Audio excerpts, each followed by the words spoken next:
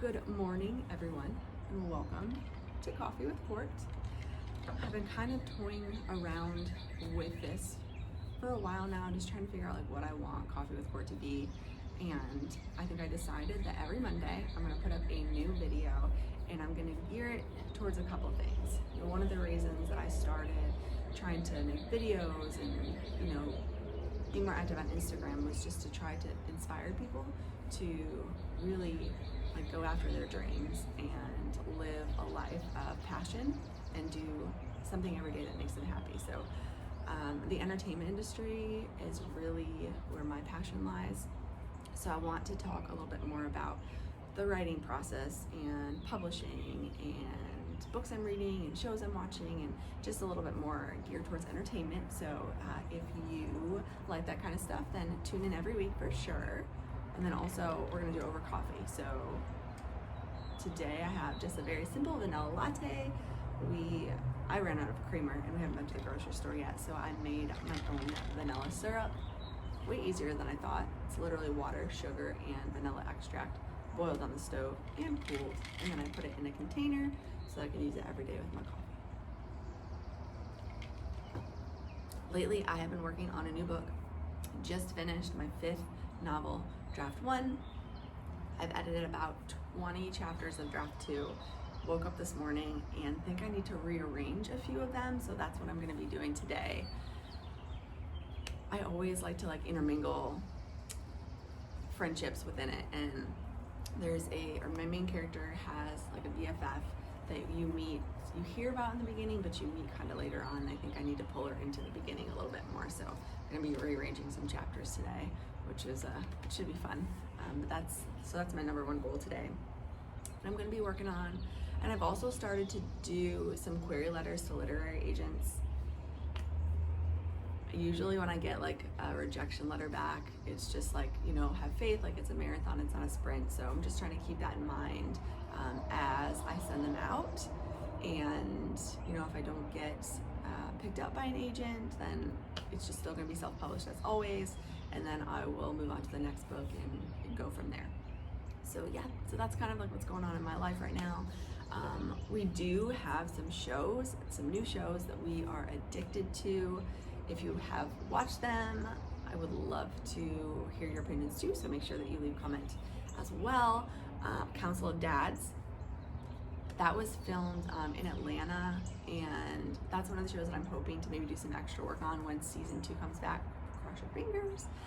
I was really excited. Hilarie Burton is on it starting in episode 3. Peyton from One Tree Hill, if you don't know her by name, because I know a lot of times I reference her as Peyton, but she's on that, and it's just I personally think that it's a great show. The first episode went back and forth a lot, and a lot happened in it, but I think the next 2 episodes it's a little bit better paced. So I'm excited to see where that goes.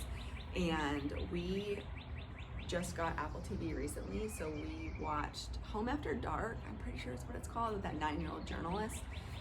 We binge watched that. That is a really, really good show if you have not watched that yet. But right now we're watching Defending Jacob with Chris Evans, and it's a little dark, but I am really enjoying the storyline. It's about a boy who was found murdered, and one of his classmates is currently taking the fall for it, and it's just kind of how he's handling it, how his parents are handling it, and it goes back and forth from a future courtroom date with his dad to the actual story and how you get there. A couple shows that I'm looking forward to. Did you know that the Babysitters Club is coming back? Probably telling my age on this, but I am so excited. I saw in an ad on either Facebook or Instagram, but there is a new Babysitters Club series coming in July. I think it's July 3rd. And May 19th, Sweet Magnolias is going to be debuted on Netflix, and I'm really excited for that. It is a book to series, and Joanna Swisher Garcia is in it, who I am a big fan of from Reba. Gosh, my mom and I used to watch Reba every Friday night when I was living at home. And I still watch reruns of it. I love Reba. But she's in it, so I'm really excited. Jamie Lynn Spears is in it, and it's just like a Southern show. You know, women in their relationship. So I'm excited for that one too. I've been doing a lot of reading since there's not really a whole lot of places to go. So brought out some books for you. Just finished The Magnolia Story by Chip and Joanna Gaines. And one of the things I really love about this is that it does talk all about their journey. I love television and I love acting, and I've always been really intrigued by the entertainment industry.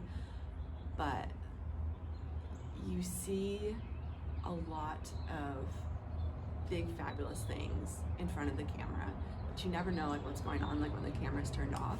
And there's so many chapters of things that happen that you were just like, wow, they're just like me, and they're so normal, and they have struggled, and they've taken risks, and you know, they've done a lot of work to get where they are today, and it's just really, really inspiring. So that's one of the reasons I would definitely recommend this, even if you're not a fixer-upper fan or home design or, you know, anything like that. If you have a dream and you just need some motivation and inspiration, like this is definitely a really great read. I have not read this one yet, but it is Capital Gains by Chip Gaines. Sam just finished it, and he literally references a whole bunch of things that happened in this when we're watching Fixer Upper or just kind of like in everyday life. So I think this is a pretty inspiring book as well. And then my cousin has read them, and she said that this was actually her favorite of them. So I will be reading this down the road, but not next, because this is on my reading list next. It is Hilarie Burton Morgan's The Rural Diaries. So fun fact, I actually used to live in Rhinebeck, New York, which is where Hilarie Burton lives now. And I have not started it yet, but I'm just excited to read a little bit more into it and kind of like see like her view on the town. When I lived in Rhinebeck, I was in my early like to mid 20s, and so it is a small town, and it's one of those things that I learned to appreciate, I think, later in life, where when I was there, I was like, what am I gonna do like for like a job? Because you know, you're like in a small town, and New York City's like 2 hours away, and so you kind of try to figure out how to navigate your life. And it's one of those things where I look back on it and I was like, it was really like a really cute small town, and there was a lot of stuff that went on there. I've never found a fair, like a county fair or even a state fair, better than the Dutchess County Fair. So that is like one of the things that I actually miss. And the fairgrounds had a lot of really cool events, and it's just it is a really cute small town. And even after I moved, I went back there a couple times when I was still working for a company there. And so I'm excited. I'm excited to read that. I'm a huge Hilarie Burton fan anyways. So just kind of that she is writing about an area that I used to live in, and I'm excited to kind of just see her viewpoint on it. I'm not sure if you guys like knew about me, that I have done a lot of extra work in television and movies. I did my first extra scene back in Rochester when they were filming The Alphabet Killer for a Lifetime movie with Elijah Dushku and Carrie Elwes. And I think it was like an overnight shoot, if I can remember. It went from like 11 p.m. to like 7 a.m. or something like that, and it was snowing, and it was a diner scene, and you can only see me in like certain pans of like a television screen, like maybe like the side of my head or something. But that was kind of like my first taste of like any extra work or like filming, and I've always just really been intrigued, and my goal in life is to be in a Hallmark Christmas movie, which that is on my bucket list. It's like top of my bucket list, and that will happen one day.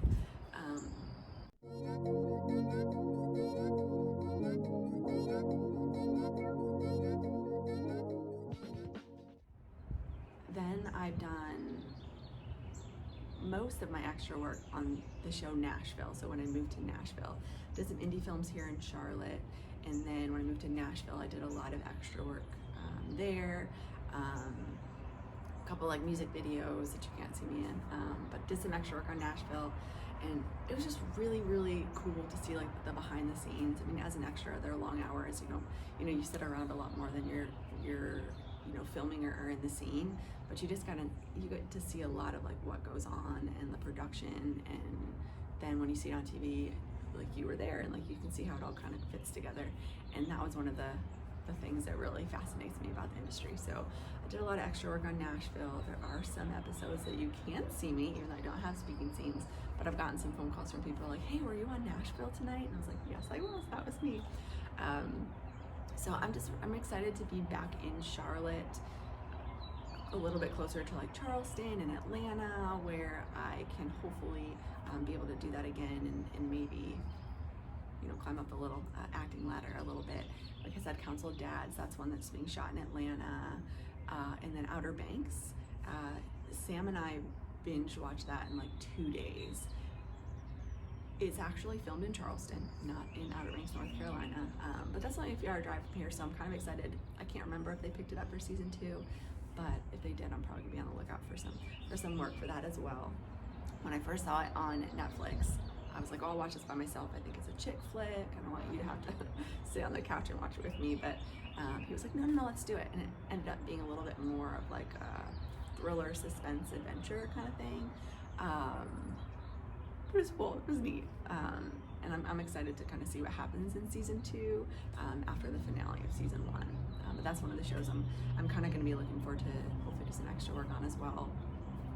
And then just like the same with literary agents, I need to get some new headshots, but I can't really do that until I get my hair done. And then I'll start looking for talent agents here, or that at least represent the Southeast.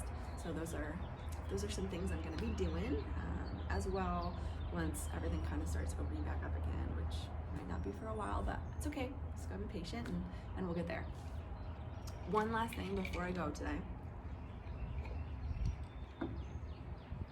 It is our 3-year anniversary as of May 14th. 3 years. Sam has put up with me. I have a lot to deal with sometimes, but we're obviously going to be staying in, so I'm excited that I got this Escape the Crate. So I am obsessed with Crime Junkie, and one of their like biggest ads like during the show is for Hunt a Killer. And so I had went on to actually order the Hunt a Killer box, but to be honest, it didn't have like the greatest reviews, so I decided to hold off on that.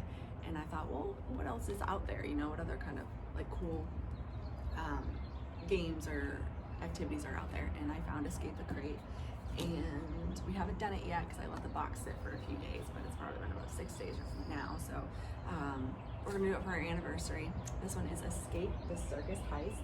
I have absolutely no idea how it works, but the next time I come on here, I'll let you know how it goes. Well, that's it for me today and for Coffee with Court. I hope that you enjoyed the conversation between you and me. Leave a comment and let me know what other kind of things you want to talk about. If you watched any of the shows or read any of the books that I referenced here, I would love to hear your opinion. Don't forget to subscribe so that you don't miss next week's episode of Coffee with Court. And cheers! It is going to be a wonderful day.